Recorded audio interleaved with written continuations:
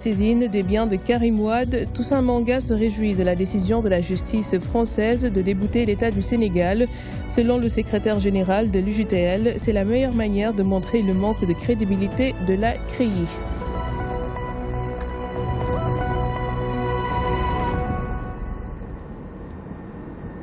Le collectif des médecins en spécialisation au Sénégal est monté au créneau. Les membres réclament leur bourse au ministre de la Santé et de l'Action sociale. De guerre lasse, après avoir épuisé tous les moyens diplomatiques, ces médecins comptent désormais changer de méthode de lutte, suivant les explications de l'un d'entre eux qui s'est confié à Monsourceau. Comme cadeau d'anniversaire, cette jeune femme est venue chercher un bon de mammographie pour sa mère. Vu que le cancer du sein a emporté 2 membres de sa famille, elle pense qu'un dépistage tôt peut limiter les dégâts. Le cancer du sein, déjà, il faut dire que j'ai eu 2 membres de ma famille qui l'ont eu et qui sont malheureusement décédés. Donc, ayant vécu cela, je sais que c'est un fléau qu'il faut combattre coûte que coûte parce que c'est une maladie très douloureuse et qui coûte cher. Donc d'ailleurs c'est ce qui motive ma présence ici aujourd'hui. À chaque mois d'octobre, la LISCA distribue des bons de mammographie. Cette année, la Ligue compte en donner 2000. Nous faisons ce qui est contraire aux autres pays. Nous aidons les femmes à se faire dépister en subventionnant la mammographie qui est de 60 000. Nous la subventionnons à 15 000 francs pendant tout le mois d'octobre, du 1er au 31 octobre. Cette année, nous comptons distribuer 2000 bons de mammographie. Il n'y a pas uniquement de bons à distribuer. La Ligue accompagne également la patiente sur le plan social et psychologique. Pour le volet psychosocial, c'est de faire revenir le malade en lui donnant des conseils. Et social, quand le malade est rejeté ou bien est sujet à des stigmatisations, on les accompagne jusqu'au niveau de la maison. Et par rapport à l'accompagnement au niveau des médicaments, on a des fonds qui sont réservés quelquefois aux malades. On les accompagne en achetant les médicaments ou en cherchant un système de parrainage qui peuvent les prendre en charge ou bien les orienter en cas de besoin. L'opération Octobre Rose cherche à sensibiliser les femmes sur le dépistage du cancer du sein. Plus un cancer est détecté tôt, mieux il guérit. C'est le message délivré par ce mois de prévention autour du symbole du ruban rose. Vous l'avez compris, donc c'était bien l'élément de Fatou Bintou Diagne qui revenait sur l'initiative de la LISCA pour la lutte contre le cancer du sein. Et comme je vous le disais donc tout de suite, le collectif des médecins en spécialisation au Sénégal est monté au créneau. Les membres réclament leur bourse au ministre de la Santé et de l'Action sociale. Ils prévoient de corser donc leur méthode de lutte. Mamoudou Lamine Bou s'est confié à Monsourceau. Voici ses explications. Au Sénégal, nous avons très peu de médecins spécialistes, particulièrement dans les régions. Et devant cet état, le ministère de la Santé avait lancé une politique de soutien à la spécialisation médicale. Et il avait fait un appel à candidature, ce qui avait fait venir beaucoup de médecins, jeunes médecins qui venaient juste de terminer les études, mais qui étaient dans les régions en train de faire un travail de médecin généraliste et qui ont laissé toutes ces activités-là pour venir à Dakar et se replonger dans le cadre très difficile de la formation, tout en espérant un soutien du ministère de la Santé. À notre très grande surprise, cette année, et depuis 11 mois, les gens se sont inscrits, ils ont commencé leur formation, ils ont fait leurs examens, mais le ministère de la Santé n'a pas encore attribué les bourses. C'est une bourse qui est attribuée chaque année aux médecins en spécialisation. Et quand nous sommes rapprochés du ministère de la Santé, ils nous ont fait savoir qu'ils attendaient la loi de finances rectificative du mois de mai 2016, une loi qui a été votée, mais malheureusement, après, les choses ne se sont pas décantées.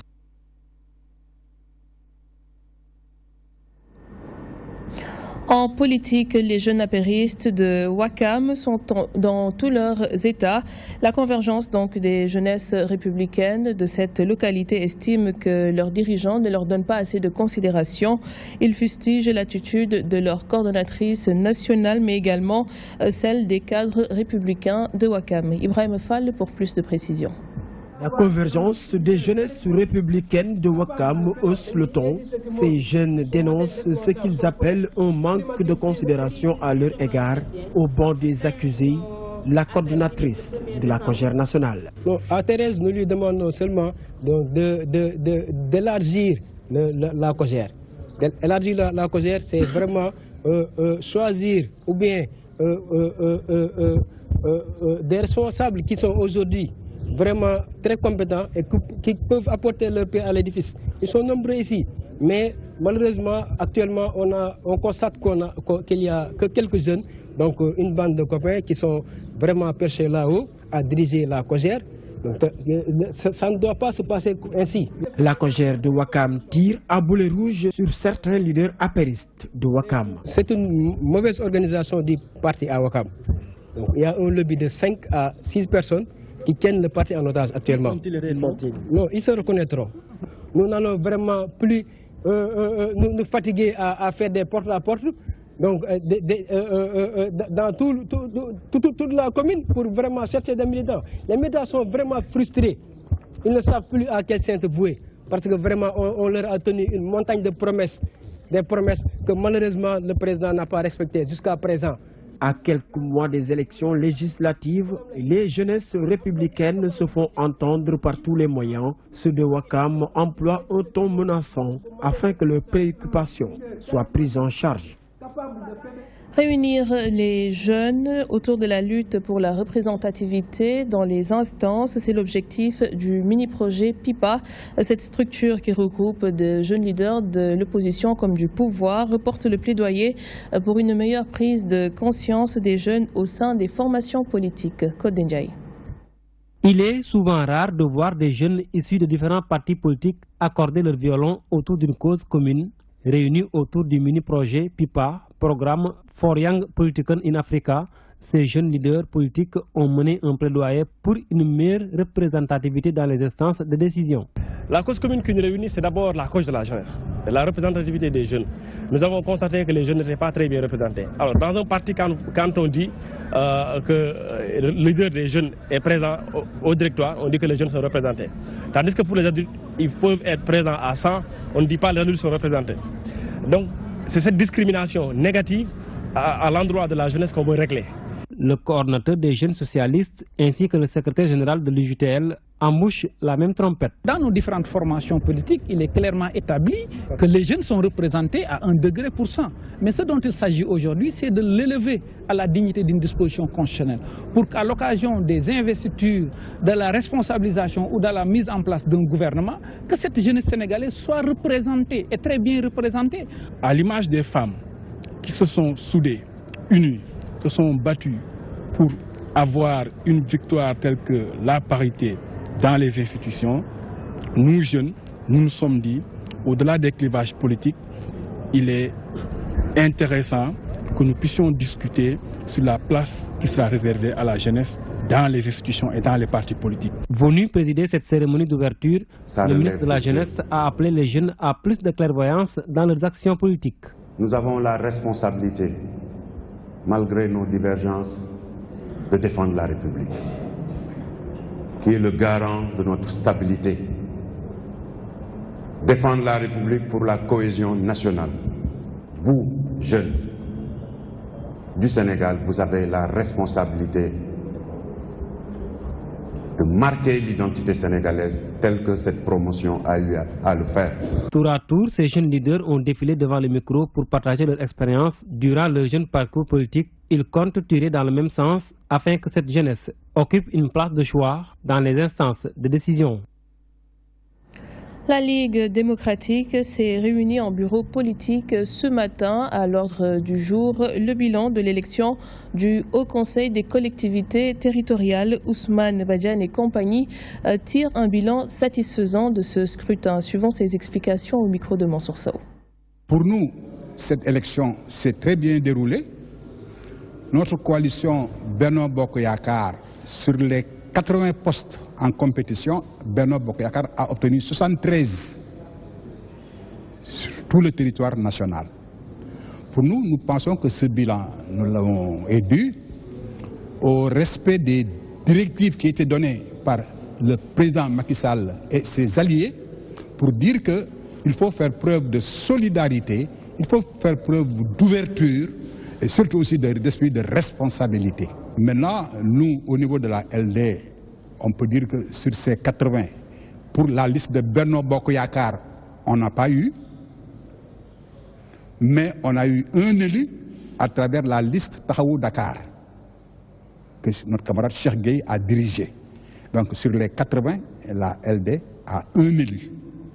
Là aussi, on s'en félicite parce qu'à Dakar, la plupart des élus LD, dans les 19 communes d'arrondissement, ont été élus sous la bannière de Taxawu Dakar.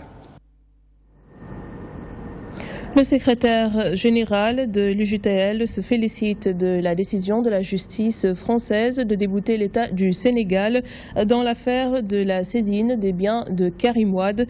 Selon Toussaint Manga, une telle décision prouve encore une fois que la CREI n'est qu'une juridiction mise en place pour combattre un opposant politique. Voici Toussaint Manga.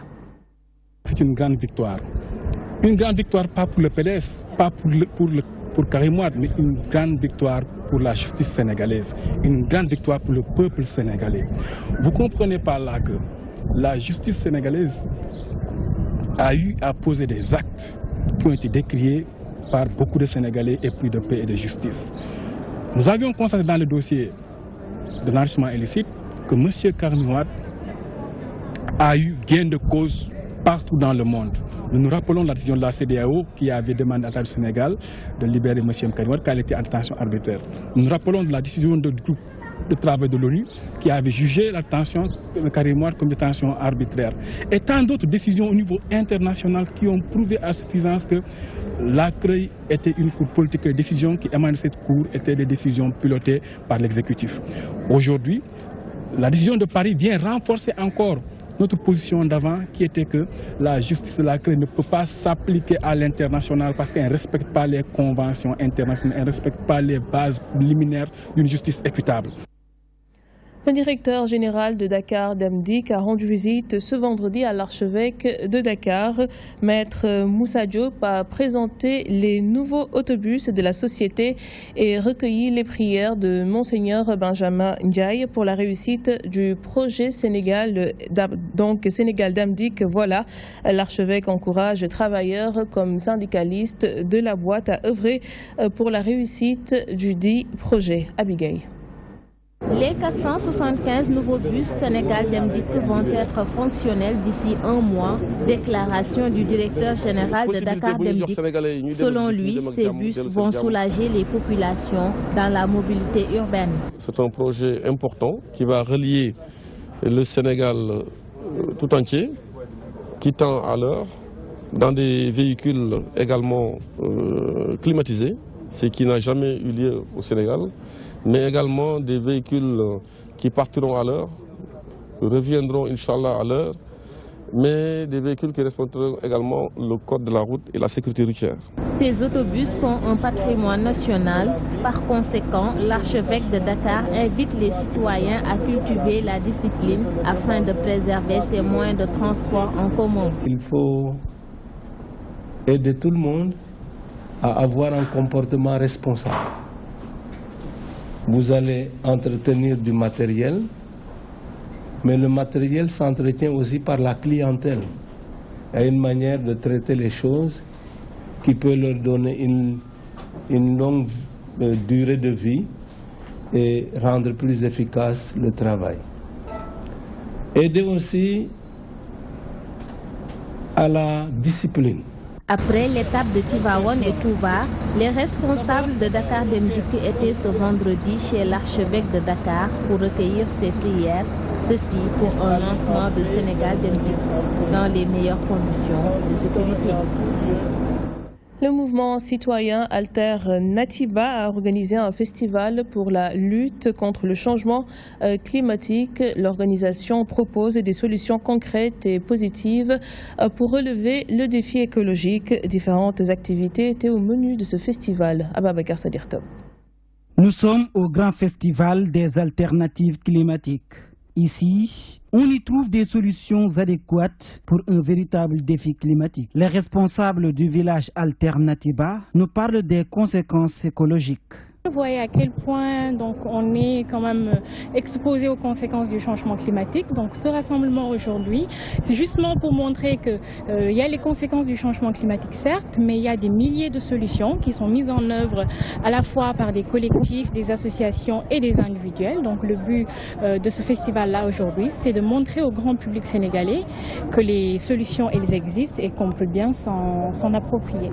L'ambassade de France était également de la partie. Le conseil écologique de l'ambassadeur nous parle de la raison de leur présence. Pourquoi est-ce que l'ambassade de France soutient Alternatiba et ce genre d'initiative de la société civile? En fait, c'est parce qu'à la COP21, puisque là, vous savez que la France a présidé la COP21, c'était la première fois, il y avait deux choses nouvelles, c'est qu'il y avait une vraie prise en compte des initiatives ce qu'on appelle les acteurs non étatiques. Ils ont fait entendre leur voix au point qu'on a commencé vraiment à prendre en compte leur participation. À tous ces problèmes auxquels nous sommes exposés, Alternatiba a des solutions. Les solutions, elles sont nombreuses justement, et si vous faites un peu le tour des stands, vous verrez, il y a déjà l'agriculture saine et durable dans le domaine de l'agriculture, il y a les énergies renouvelables.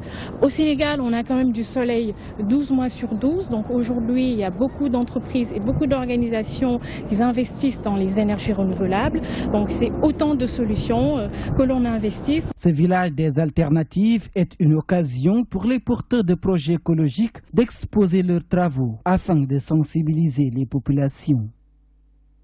La Fondation Friedrich Ebert et des organisations partenaires ont initié une action citoyenne de nettoiement de l'école HLM 4D ce samedi, une manière d'inciter les masses et mouvements populaires à suivre cet exemple. L'objectif est de mettre en place des actions citoyennes dynamiques axées sur les réalités et les besoins des populations. Lustina Sagna. Dans l'ambition de permettre aux élèves de l'école HLMD menacés par les eaux de pluie d'entrer, dans l'ambition de permettre aux élèves d'entamer leur rentrée dans la quiétude, la Fondation Friedrich Ebert organise cette action citoyenne de nettoyage. Ceci pour contribuer à la veille de l'ouverture des classes à une rentrée hautement citoyenne et responsable avec l'implication de tous. C'est plutôt l'action concrète que juste des paroles pour montrer un bon comportement des citoyens et aussi une implication de tout le monde dans ces affaires concrètes dans les quartiers, comme ici dans cette école aussi aujourd'hui à HLM. Et en plus, nous voudrions vraiment utiliser aussi cette action pour renforcer la confiance entre la population, la société civile et aussi des acteurs étatiques. Ça montre vraiment l'engagement et le comportement et la citoyenneté concrète. Cette action citoyenne est grandement saluée par le maire des HLM qui interpelle la dite fondation sur un accompagnement pérenne. Selon Ababakar Seck, le slogan Ubitei Djangitei sera bien matérialisé dans sa commune. Je commencerai par remercier la fondation Friedrich Ebert qui a pensé venir nous appuyer dans le cadre de la préparation de la rentrée de cette année. Vous avez vu cette école dans quelle situation elle se trouve. D'habitude, c'est une école qui est comme ça. Ubitei Djangitei est possible, tout dépend de l'effort des populations. Aujourd'hui, on a appelé les populations. Tout le monde est là. D'ici 20 heures, je pense que, et nous avons encore, si ça ne va pas, les gens reviendront demain pour terminer ça. L'essentiel, on a débuté une chose, c'est pour nos enfants, c'est pour cette pépinière de jeunes qui est l'avenir de ce pays-là. Ça ne doit pas poser de problème. Je dis encore, en tout cas ici aux HLM, nous prenons l'engagement, dans toutes les écoles, nous y sommes, qu'il y aura Ubitei Djangitei. La Fondation Friedrich Ebert montre cette activité comme exemple de communion et d'engagement citoyen et de collaboration directe entre les populations et leurs mandataires, aussi bien au niveau politique que social. Lutte contre le terrorisme, le chef de l'État corse les choses. Désormais, tout acte terroriste sera criminalisé. Une décision qui vient à son heure pour bon nombre de citoyens qui préconisent toutefois la prudence. Suivant ce micro-trottoir réalisé par Fatou Bintou Diagne. Le président a le droit de prendre des mesures, ne serait-ce que pour faire reculer ces gens-là qui ont de mauvaises intentions. L'Europe et l'Amérique, ils ont criminalisé le terrorisme. Mais c'est très normal que le Sénégal criminalise le terrorisme. Oui.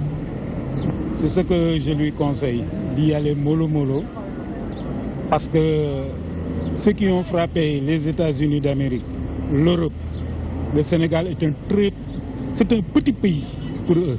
C'est une mesure qui vient à son heure, hein, parce qu'il ne faut pas permettre à n'importe qui de faire n'importe qui de faire ce qu'il veut.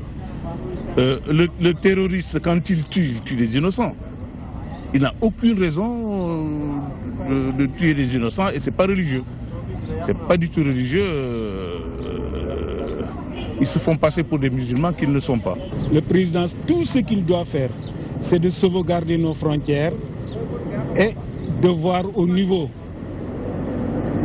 de vos Facebook et ainsi de suite, maintenant d'avoir la mainmise. Notre pays, le Sénégal, paradigme et paradoxe, c'est le titre du livre du maire de Sokone, Petit Gueye, un ouvrage qui se penche sur les difficultés qui freinent le développement du Sénégal. Plusieurs autorités et intellectuels sénégalais ont participé aux échanges lors de la publication de l'ouvrage. Adjara Sissé. Le comportement de la société sénégalaise est largement mis en exergue dans cet ouvrage de 54 pages. Notre pays, le Sénégal paradigme et paradoxe, peut être considéré pour beaucoup de personnalités présentes à sa publication comme une radioscopie de notre société. L'objectif de cet ouvrage est de mieux aider les Sénégalais à savoir qui ils sont réellement dans l'action, sans s'en rendre compte la plupart du temps. Il nous a sorti à peu près, je crois, 32 points. De comportement, de faits et de questionnements. Et moi, j'ai essayé d'organiser la réflexion des questions qui se lèvent autour de 4 axes.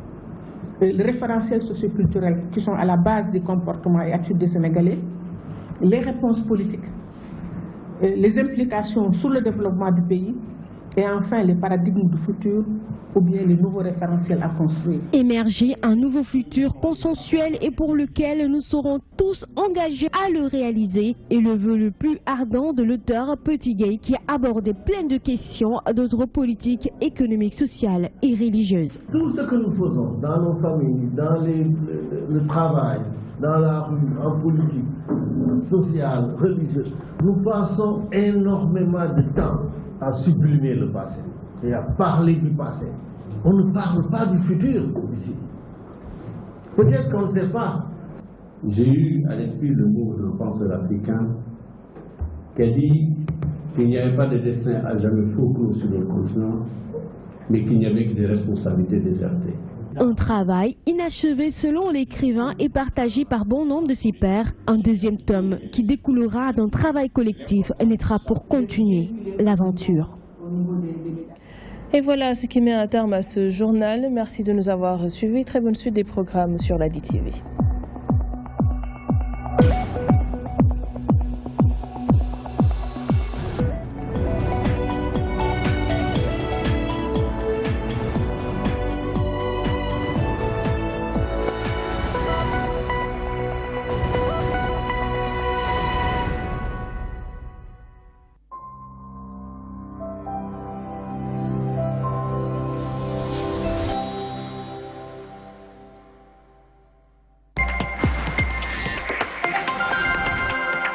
asalaamaaleykum mbokk yeeg xarit yi ñu ngi fii nag ci seen résidence Mame Diarra fas yéene leen présenter seen premier numéro Warugar. mun naa ne bi ñu njëkk a xamante mi ngi nekk benn yendu dem na ba indil ma ay charretier indil ma ay mbër pour ñu jënd yoo menacé di xeex ak man mais taxul ma bàyyi.